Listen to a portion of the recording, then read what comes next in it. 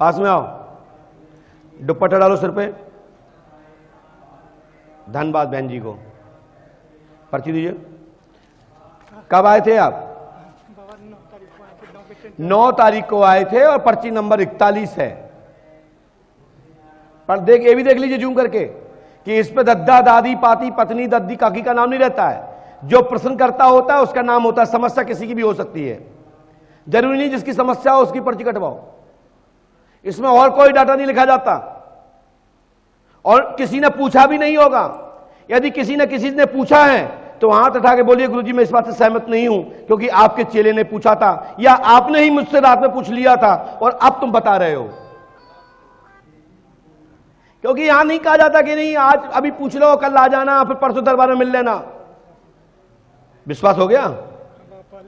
Mic उठाइए।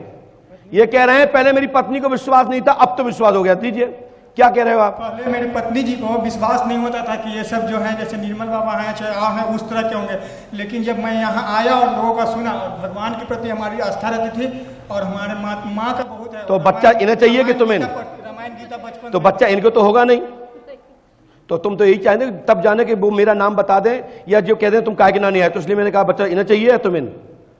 बच्चा इनको होगा या तुमको? तो इस पर्ची में तुम्हारा नाम लिखा है कि इनका? तुम्हारा नाम क्या है?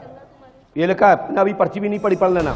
चंदा देवी को पुत्ररत्न की प्राप्ति होगी, पति प्रसन्न करेगा और पत्नी को विश्वास जागृत होगा। 20 जनवरी 2023 में पुत्र होगा, आशीर्वाद है। और प्रेजेंट में आपको मासिक धर्म की प्रॉब्लम है। और तीसरा पॉइंट, आपको अंडे नहीं बन रहे हैं क्योंकि वाइट ट्यूब फ्रैक्चर यानी कि व्लॉक। आपको तो नील है, आपके तो बीज ही नील है, लेकिन बच्चा होगा, चंदा देवी को होगा और आपके द्वारा होगा। बीज आपका होगा, फसल भी आपकी होगी। मेरी बात समझे? मैंने एक बात क्यों बोला? शास्त्र में कहा गया है कि हमारे विद्वान लोग बैठे हैं और संत लोग बैठे हैं कि शास्त्र कहता है बीज की प्रधानता होती है। डबलामेंटी चना देसी नहीं हो जाएगा। अब बच्चे तो कहीं से भी आ सकते हैं, फसल तो कहीं से भी आ सकती है, किसी के खेत से आ सकती है, लेकिन बीज के आधार पर ही फसल की पहचान होती है। इसको कोई गलत अर्थ नहीं करे। बहुत लोग हमारे बात को गलत अर्थ कर लेते हैं, लेकिन मालिक का बीज और बीज की फसल की जिम्मेदारी मालिक की होती है। शास्त्र में एक यज्ञ हुआ जिसका नाम बारुण यज्ञ था। इसमें ब्रह्मा जी का बीज स्खलित होने पर 3 ऋषियों की उत्पत्ति हुई है। भृगु, अंगरा, कवि, जिसमें देवता आपस में लड़ गए। लास्ट में निर्णय हुआ कि जिसका बीज है उसी की फसल है। लास्ट में उन्होंने कहा कि आप तो सबके पितामह हो, तो भगवान वरुण और भगवान शिव को एक पुत्र दे दिया गया और एक पुत्र विष्णु जी को दे दिया गया और एक स्वयं ब्रह्मा ने ले लिया।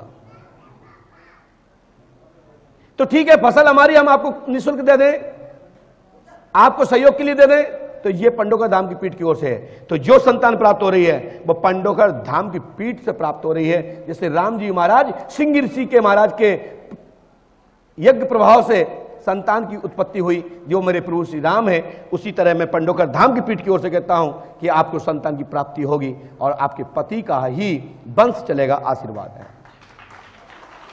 इसको गलत अर्थ मत करना। गुरु, ज्येष्ठ भाई या किसी अवस्था में परिवार का ज्येष्ठ संतान दे सकता है, तो पंडोकर धाम की पीठ की ओर से आध्यात्म शक्ति के यज्ञ के प्रभाव से आपको पुत्ररत्न की प्राप्ति होगी, आशीर्वाद है। जितनी चाहो, तुम में क्षमता हो, ये कह रहे कितनी संतान होंगी, जितनी चाहो। संतानों की गारंटी है? वो तो एक बीज से सैकड़ों फसल तैयार हो जाती है, सैकड़ों दाने आ जाते हैं। आते कि नहीं आते? जो कृषि करते हुए जानते हैं। एक जगह पर 1-2 गेहूं गिरते हैं, 1-2 चना गिरते हैं, और जब उसके फसल आती है ना, उसमें हजारों दाने खड़े हो जाते हैं। जैसे अभी 21 में अभी मेरी शादी हुई है, 2 महीने हुए हैं, आशीर्वाद चाहिए। 23 तक है तो घर में परिवार लोग तो चिंतित हो जाएंगे, फिर 23 में होना। पहले तो हम आपके बीज को तो डेवलप कर देने दो ना। बाबा रोजी रोजगार, पेट्रोल पंप खोलना चाह रही हैं या स्कूल खोलना चाह रही हैं? सरकारी नौकरी के लिए प्रयास करें या फिर किसी कोई जॉब इस तरह का चाह रहे हैं, बिजनेस बड़ा सा हो जाए। जीवन सब दिन भलाई में बाबा तो यहाँ भी ससुराल में भी और मायके में भी आर्थिक स्थिति भी है, और मायके में तो बंटवारा वगैरह का भी प्रॉब्लम है। बहन की शादी हर चीज़ में फंसे हैं, और इनकी नौकरी नहीं है। अरे बाबा ये बहुत ज़्यादा सोच में रहता है। डिप्रेशन हनुमान जी कृपा करेंगे, हनुमान जी सहायता करेंगे। आशीर्वाद है, चंदा देवी आपको बच्चा होगा। और आपको जो हमने बहुत सारे वर्ड बोले हैं इस पर्ची में नहीं लिखा है, नहीं बाद में कहो गुरुजी इतना बोले थे, लिखा तो है ही नहीं, लेकिन हमने इसमें 2-3 चीजें लिखी हैं कि आपको विश्वास होगा और आपको भविष्य में स्कूल खुलेगा, डीजल पंप नहीं होगा। आपके मन में डीजल पंप का चल रहा है, आपके मन में स्कूल का चल रहा है। मैंने पर्ची में ऊपर से 30 नंबर की लाइन लिखी है, पढ़ लीजिएगा। ऊपर से 30 नंबर की लाइन लिखी है, और साथ में आपका स्कूल होगा, डीजल पंप नहीं होगा, और आपकी शादी को कई वर्ष नहीं हो गई हैं, आपकी शादी को मात्र 2021 के चरण चल रहा है, 2 महीना पहले हुई। धन्यवाद, मैं बोलता रहा हूं। बोलो सच्चे दरबार की जय, पंडोरक सरकार की जय। कहां से आए आप? पटना बिहार से। आप क्या करते हैं? हम स्टूडेंट हैं, अभी पढ़ते हैं। बैठ जाओ, मैं एक उत्तर देता हूं, आप जाइए आप जाइए आप जाइए। तुम्हारे पटना बिहार में एक रीत है कि जिसकी लड़की अच्छी हो जल्दी शादी करा देते हैं, जिसका लड़का जल्दी हो तो जल्दी शादी करा देते, पकड़ के करा देते हैं जी। यही तो बोल रहा था उस दिन। एक दिन क्या मैंने बोला, मैंने कि वो जिनकी लड़का अच्छी हो तो छोड़ते नहीं हो आगे, लेकिन वो मिस्टेक हो गया, उस बड को ही उल्टा हो गया वो। तो मेरे कहने का मतलब है कि आप दोनों अच्छे हैं, पढ़े लिखे हैं। लोग मोबाइल नंबर मांग रहे हैं आपसे, कि आप मोबाइल नंबर दे सकते हैं अपना? लोग पूछना चाहते हैं कि गुरुजी ने सही बताया या गलत। जी दे सकते हैं। नंबर क्या आपका? 94 वहां बोलो, हमें क्या दिखाना आपको? 41601015। आप कितने पढ़े लिखे हैं? हम MA किए हुए हैं। मैंने जो बताया है ये किसी ने आपने किसी को बताया तो नहीं था? नहीं, हमें किसी ने कुछ नहीं बताया है। हमें एक घर में हमारा प्लास्टर हो रहा था, वहीं से एक लेबर ने बताया, और उसके बाद हमने YouTube पर देखा।